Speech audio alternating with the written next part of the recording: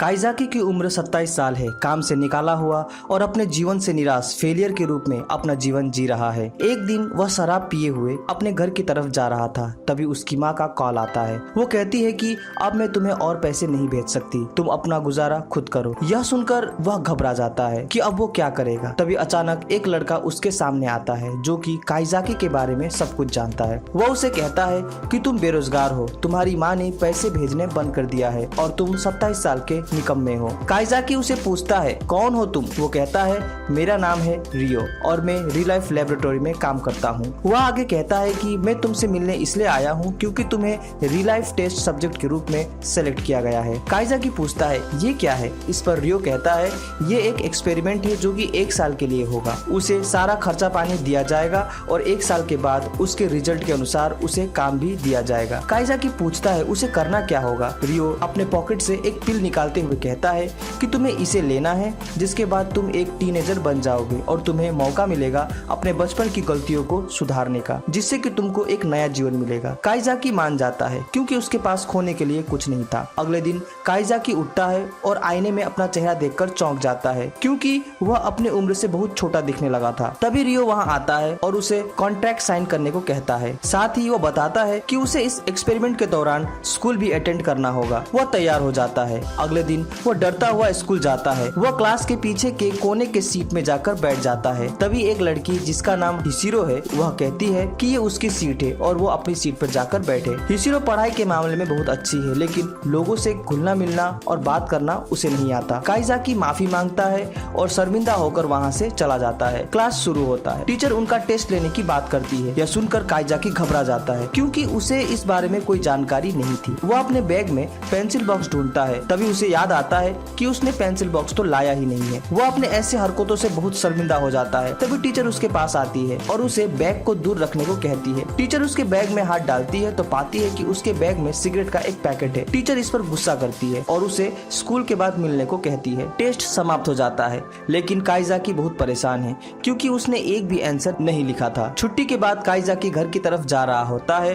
तभी टीचर उसे रोक लेती है और उसे याद दिलाती है कि स्कूल के बाद उसको उनसे मिलने आना था। वह उसे बहुत डांटती है और एक अपॉलॉजी लेटर लिखने को कहती है। यह सब समाप्त करके जब काइजाकी निराश होकर अपने घर जा रहा होता है, तभी रास्ते में रियो उसे टोकता है।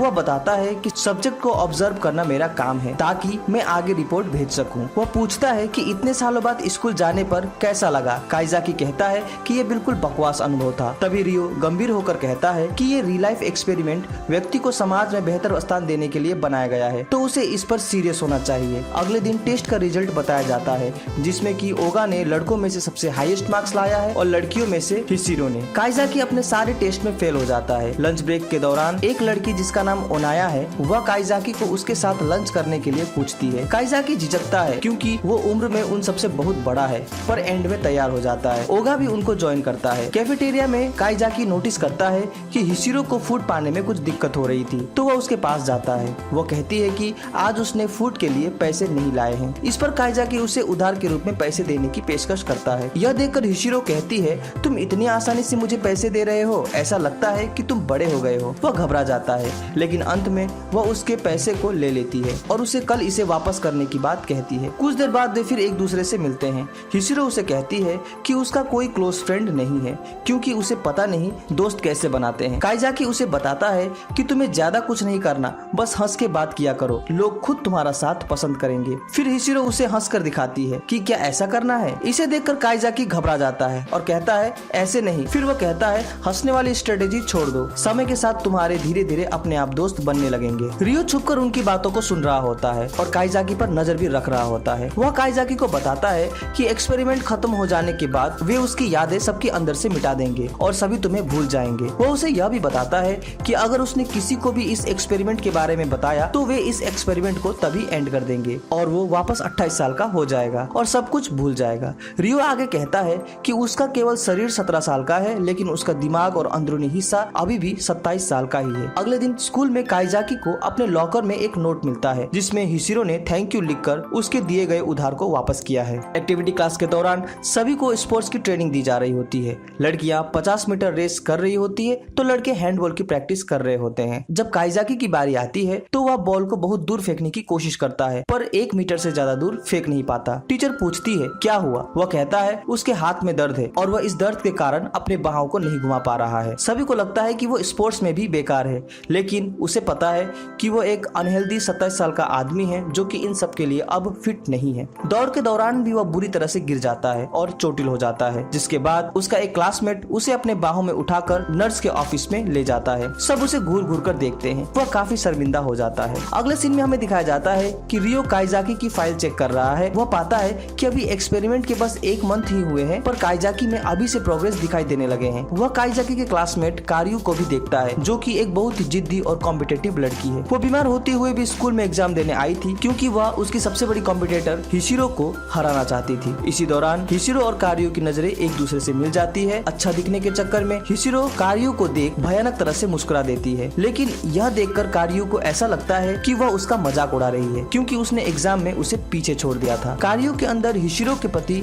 नफरत पनपने लगती है और जब कारियो वॉलीबॉल प्रैक्टिस करने जाती है तभी उसकी पार्टनर भी अचानक उसे अकेला छोड़कर अपने बेस्ट फ्रेंड्स के साथ चली जाती है। इस सबसे कारियो बहुत गुस्सा हो जाती है और उसे जलन का आभास होता है। जब वह स्पोर्ट्स रूम बंद कर उसकी चाबी रखने जा रही होती है तभी वह स्टडी रूम के बाहर हिशिरो का बैग देखती है। उसे देखकर कारियो को हिशिरो का वह चिढ़ाता हुआ चेहरा याद आता है। साथ ही टॉप स्कोरर ओगा के साथ उसका खड़ा होना भी उसे अच्छा नहीं लगा था। गुस्से और जलन से भरकर कारियो उसे सबक सिखाना चाहती थी, जिसके कारण उसने हिशिरो का बैग उठा लिया और उसे कहीं फेंक देने के विचार से दौड़ पड़ी। लेकिन तभी स्टूडियो में उसे काइजाकी दिख गया। काइजाकी ने उसे स्टाफ रूम का ठिकाना पूछा। कारियो ने सॉरी कहते हुए कहा कि मुझे जल्दी घर जाना है, लेकिन काइजाकी ने उसे आसानी से जाने नहीं दिया और तभी उसके हाथों में 2 बैग देखकर उसने उससे कहा कि तुमने 2 बैग क्यों लिए हुए हैं? कारियो घबरा जाती है और भागने की कोशिश करती है, पर तभी उसका पाँव सीढ़ियों में फिसल जाता है और वह गिरने लगती है। पर तभी काइजाकी उसका हाथ थाम लेता है और उसे गिरने से बचा लेता है। पर उसी वक्त काइजाकी का भी पाँव स्लिप हो जाता है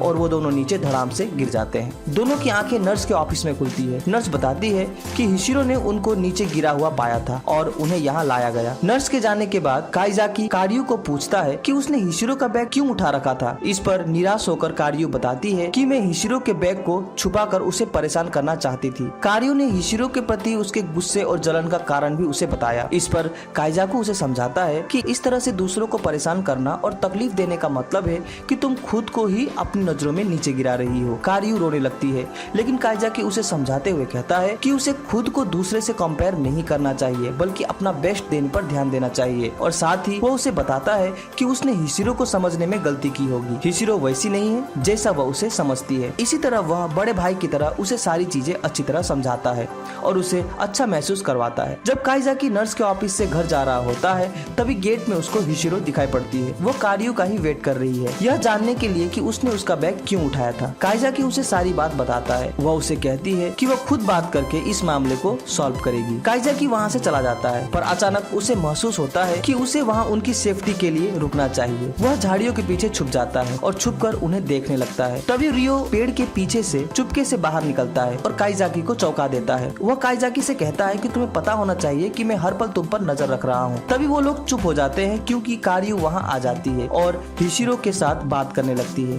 कारियो कहती है कि मैं तुम्हें पसंद नहीं करती क्योंकि तुमने मुझसे वो सब कुछ छीन लिया जिसे मैं चाहती थी, और तुम्हारा हंसकर मुझे चिढ़ाना बिल्कुल पसंद नहीं है। हिशिरो कहती है कि मैं इसी तरह ही हंसती हूँ। तब कारियो को रियलाइज होता है कि उसे गलतफहमी हुई है। उसके उस पर गुस्सा करने का कारण ये हंसी ही थी, जिसे अब उसने समझ लिया है कि वो उसके साथ केवल अच्छा दिखना चाहती थी। उसके बाद वे दोनों दोस्त बन जाते हैं। इसी तरह कई दिन बीत जाते हैं। एक दिन ओगा और अनोया अचानक काइजाकी के घर पर आते हैं। यह जानकर काइजाकी घबरा जाता है क्योंकि उसके घर में बियर और सिगरेट बिखरा पड़ा था। वह डर जाता है कहीं ये सब देखकर उनको उस पर शक न हो। वह जल्दी से अपने घर को साफ करता है और दरवाजा खोलता है। वे लोग एक साथ पढ़ाई करने लगते हैं। तभी अचानक ओगा को एक जरूरी काम से बाहर जाना पड़ता है और वो काइजाकी और अनोया को अकेला छोड़ वहाँ से चला जाता है। इसी दौरान रियो काइजाकी और अनोया की बातें सुन रहा होता है। उसे लगता है कि कुछ गलत ना हो जाए, इसलिए वह दौड़कर वहाँ पहुँचना चाहता है। इसी बीच अनोया काइजाकी को कहती है कि वह उसे प्यार करने लगी है, लेकिन काइजाकी उसके प्रस्ताव को रिजेक्ट कर देता है क्योंकि उसकी नजरों में ये गलत था।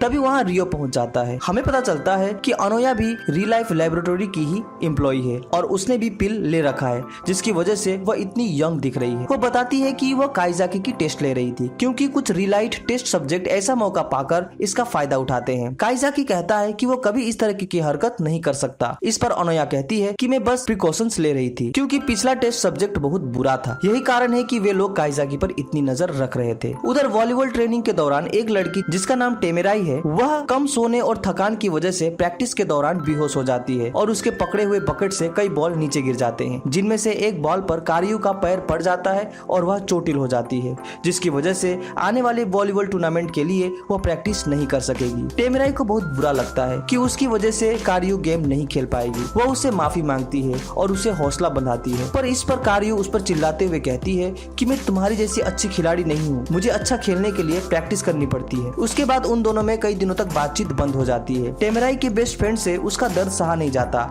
और वे कारियो को घर से खींच कर ले आते हैं और उसे टेमेराई की मन की बातों को सुनाते हैं कि वो उसके बारे में क्या सोचती है। वे लोग चुपके से उनकी बातों को सुन रहे होते हैं। टेमेराई कह रही होती है कि वह केवल खेल में ही अच्छी है, बाकी किसी में नहीं। इस कारण उसके दोस्त उससे जलते थे और उससे बात नहीं करते थे। लेकिन तभी उसे कारियो मिली जिसने उसके अंदर वॉलीबॉल खेलते रहने का हौसला बढ़ाया। जब टेमेराई अपने दोस्तों से बात समाप्त करके कमरे से बाहर निकलती है, तब वह पाती है कि बाहर वो सभी उनकी बातें सुन रहे थे। हमें लगता है कि यह सब सुनने के बाद अब कारियो का मन बदल जाएगा, पर कारियो अभी भी गुस्सा है और वो वहाँ से चल देती है। टेमेराई कारियो को टीम में बने रहने को कहती है, लेकिन कारियो कहती है कि मैंने टीचर को कह दिया है कि मैं गेम से रिटायर हो रही हूँ। यह सुनकर टेमेराई को बहुत बुरा लगता है। मैच का दिन आता है, पर कारियो मैच देखने तक नहीं आती। टेमेराई भी अच्छा नहीं खेल पाती। काइजाकी और हिशिरो को लगता है कि उन्हें जाकर कारियो को यहाँ ले आना चाहिए। वे उसके घर जाते हैं और टीम में वापस आने को कहते हैं। हिशिरो कहती है कि मैं तुम दोनों की दोस्त बनना चाहती हूँ। साथ ही वह और भी कई दिल छू लेने वाली बात कहकर कारियो को मना लेती है। कारियो मैच में एंट्री करती है और सब मिलकर खेलने लगते हैं। भले ही वे हार जाते हैं, पर तीनों में दोस्ती हो जाती है। एक दिन काइजाकी से बात करते हुए ओगा को रियलाइज होता है कि वो कारियो से प्यार करता है और एक अजनबी इंसान से बात करते हुए देख उसको जलन होने लगती है। फेस्टिवल के दौरान वो अपने प्यार का इजहार कर बैठता है और कारियो भी उसे एक्सेप्ट कर लेती है। उधर काइजाकी को भी महसूस होता है कि वह हिशिरो को प्यार करने लगा है। हिशिरो भी उसे चाहने लगी है, पर वह उसे कुछ नहीं कहता क्योंकि वह मानता है कि वह 27 साल का आदमी है और ऐसा करना ठीक नहीं होगा। और वैसे भी 1 साल बाद तो सभी उसे भूल ही जाएंगे। हमें पता चलता है कि हिशिरो भी रियल लाइफ एक्सपेरिमेंट की एक टेस्ट सब्जेक्ट है। हमें फ्लैशबैक दिखाया जाता है कि काइजाकी की तरह उसे भी रियो ने अप्रोच किया था रियल लाइफ एक्सपेरिमेंट के लिए। एक दूसरे की ये बातें वो लोग नहीं जानते थे, इसलिए दोनों एक दूसरे से अपने प्यार का इजहार नहीं करते क्योंकि आखिरकार उन्हें सब भूल ही जाएंगे। यह सब छोड़ वे खुशी से उस पल को जीने लगते हैं। काइजाकी उसे कहता है कि तुम बहुत सारे दोस्त बनाना और अपने जिंदगी को खुशी के साथ बिताना। वह भी कहती है कि मैं तुम्हें कभी भूल नहीं पाऊंगी। काइजाकी उसे कहता है मैं भी तुम्हें कभी नहीं भूल पाऊंगा और दोनों एक दूसरे को गले मिलते हैं और यहीं पर ये एनिमे एंड हो जाता है। उम्मीद करता हूँ कि आपको मेरा यह एक्सप्लेनेशन अच्छा लगा होगा। अगर अच्छा लगा हो तो इसे लाइक और कमेंट जरूर करें। हमसे जुड़ने के लिए चैनल को सब्सक्राइब करें। तो मिलते हैं अपने अगली वीडियो में। Sign out.